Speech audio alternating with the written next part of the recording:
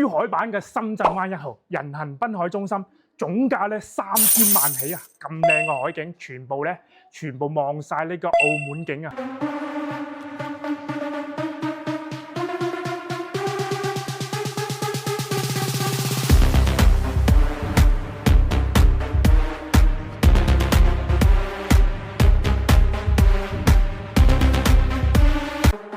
呢一套可以稱得上係空中嘅別墅，皆因佢嘅面積去到674平方米，7200幾尺嘅，東南向望晒呢個澳門景啦、黑沙環啦，同埋人工島個港珠澳大橋嘅方向，唰一聲就翻到香港啦。轉梯轉戶啊！呢部私家電梯上到嚟咧，就係自己屋企嘅中空客廳。除咗呢個中空廳之餘咧，仲有一個中空廳喺度，而樓下咧2間陳列室，呢度咧就會客廳嚟噶啦，呢度咧就洗手間，呢度嘅話就係老細自己收藏嘅陳列室。咁樣嘅270度嘅景觀嘅宴會廳，攞嚟招呼下啲中東土豪啊，賣飛彈啊，賣原子彈啊，分分鐘都可以攞低呢個 project。太多人啦！咁啊上嚟2樓呢度影下俾大家睇下先。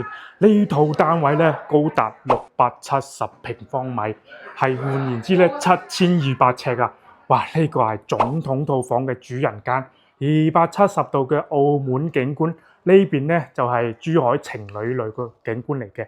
咁啊入邊個衣帽間咧好誇張啊！真係好似嗰啲中東土豪咁樣嘅 feel 啊！2個洗手盆、浴缸、企缸、馬桶一應俱全，而且仲有咩陽台啊、露台啊，你冇睇錯啊！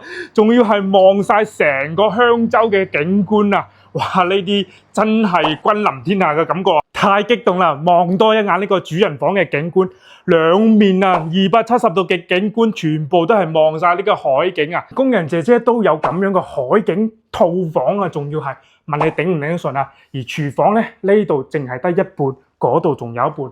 成個露台咧，廚房都係有嘅，望晒成個香洲嘅山景城景。